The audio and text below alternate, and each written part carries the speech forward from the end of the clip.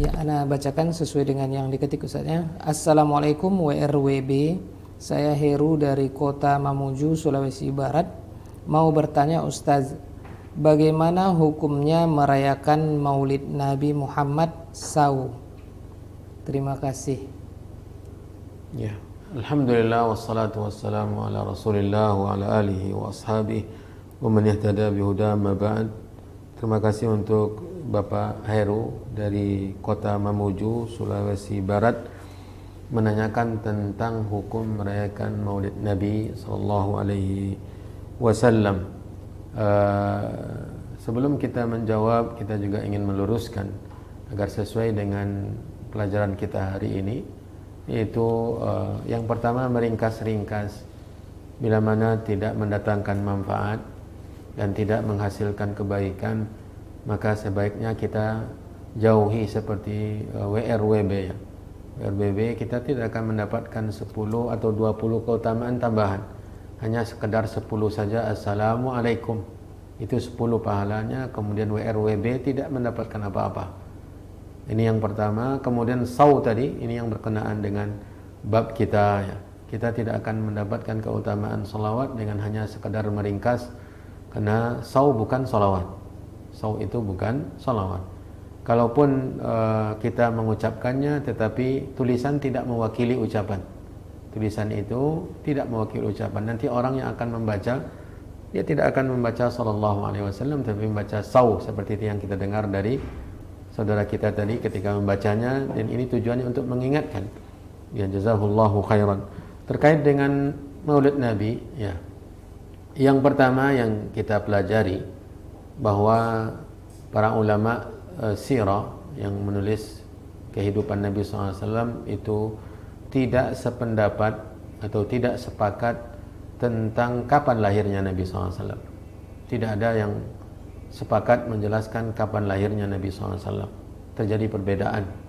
Yang masyhurnya tanggal 12 Rabiul Awal, sementara pendapat-pendapat yang lain ada yang lebih kuatnya, seperti At-Tahawi dalam bait-bait syairnya dia mengatakan tanggal, kalau saya tidak salah, tanggal 9 Rabiul Awal. Intinya terjadi perbedaan pendapat.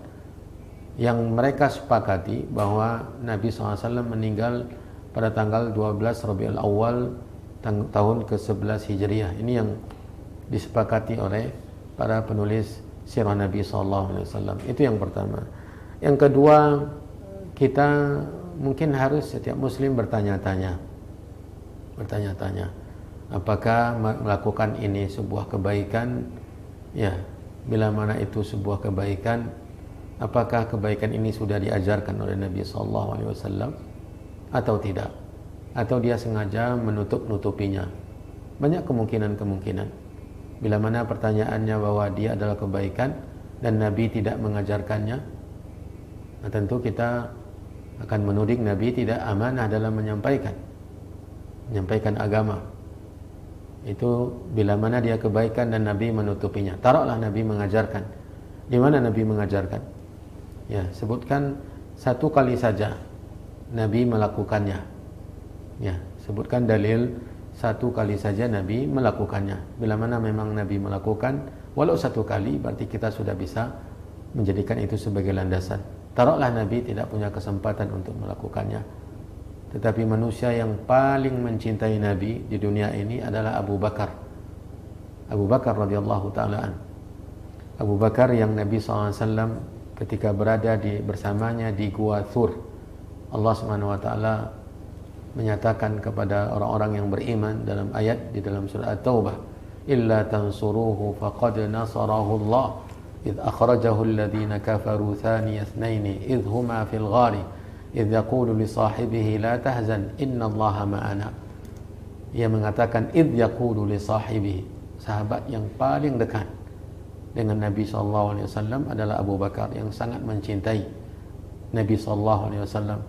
Bahkan Nabi SAW marah kepada Umar bin Khattab ketika tidak mau memaafkan kesalahan Abu Bakar. Ya. Dan Abu Bakar memohon kepada Nabi untuk memaafkan Umar bin Khattab.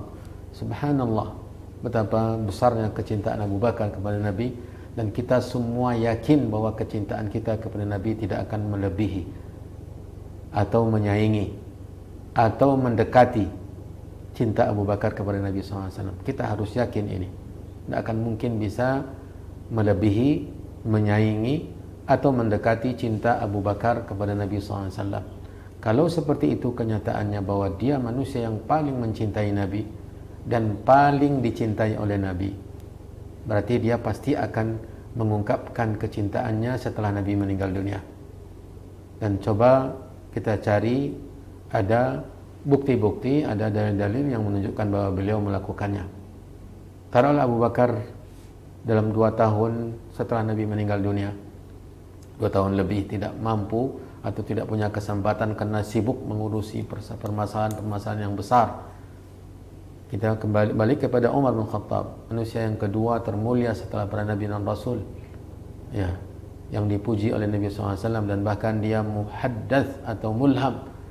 3 kali Allah Subhanahu wa taala menyesuaikan ayat hukum dengan perkataan dan usulannya, tentang maqam Ibrahim, tentang hijab, dan satu lagi permasalahan yang Allah Subhanahu wa taala menyesuaikan ayat dan hukum dengan apa yang diusulkan, diucapkan oleh Umar bin Khattab. Dan dia sangat mencintai Nabi, bahkan dia mengatakan kepada Nabi, "Ya Rasulullah, la anta ahabbu ilayya hatta min nafsi." Ya Rasulullah, engkau benar-benar aku cintai bahkan melebihi diriku sendiri. Barusan sebelum itu dia mengatakan, "Anta ahabbu ilayya illa min nafsi." Engkau benar-benar aku cintai kecuali diriku. Lalu Nabi SAW mengatakan, "La ya Umar." Ya, sampai engkau menjadikan engkau cintai lebih dari dirimu. Lalu Umar langsung seketika mengatakan, "La anta ahabbu ilayya hatta min nafsi." Engkau benar-benar aku cintai melebihi, bahkan melebihi dicintaku kepada diriku sendiri. Luar biasa cinta Umar bin Khattab. Coba kita telusuri kehidupannya selama 12 tahun kurang lebih, atau 10 tahun ya, 10 tahun kurang lebih setelah Abu Bakar meninggal dunia. Pernahkah dia melakukannya? Dan kita yakin bahwa kita di sini, kita di akhir zaman ini tidak akan bisa melebihi, menyaingi atau mendekati cinta Umar bin Khattab kepada Nabi SAW. Maka ini yang perlu kita pahami ya, bila mana itu sebuah kebaikan dan itu layak kita lakukan kepada Nabi, maka mereka yang sangat mencintai Nabi tentu lebih utama, lebih dahulu melakukannya. Lau kana khairan lasabaquna ilaih. Andai kata itu sebuah kebaikan, maka mereka akan mendahului kita.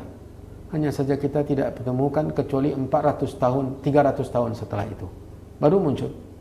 Dan itu dilakukan oleh orang-orang yang tidak mencintai, orang-orang yang justru menyimpang dari tuntunan Nabi SAW. Lalu siapa yang harus kita contoh? Siapa yang harus kita tiru? Apakah mereka Abu Bakar, Umar, Utsman, Ali dan para sahabat semuanya, atau orang-orang yang datang 300 tahun lebih setelah itu? Ini yang perlu kita tanya ke dalam hati kita. Ya.